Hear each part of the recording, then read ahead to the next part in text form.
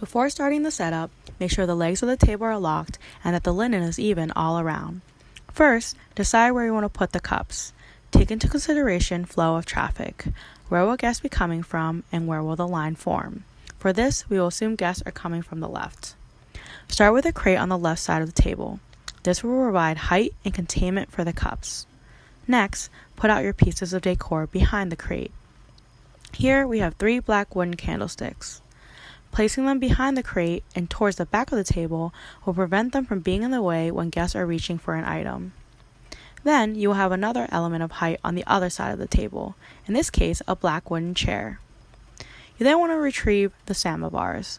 These are the vessels in which the coffee and hot water will go into for the station. There should be 3 samovars in total. This station is typically a manned station, meaning a staff member will be standing behind it and serving guests their coffee. Make sure the spout is facing away from the guest and towards the staff member. You may need to adjust the positioning of each samovar so they fit comfortably on the table. Next, you want to start putting out the cups. Here, we are using coffee cups and saucers, but we have many different types of cups and mugs, and they can differ from party to party, so be sure to refer to the checklist for the correct type. For these cups and saucers, you can stack up to 3 high. Make sure the handles are all facing the same way and that each cup is easily accessible to guests. You want to put out as many as you can without making the stacks too high, and not making the stacks cover the samovars. Adjust your spacing as needed. Put any extra racks of cups and saucers under the table as they may be needed for later.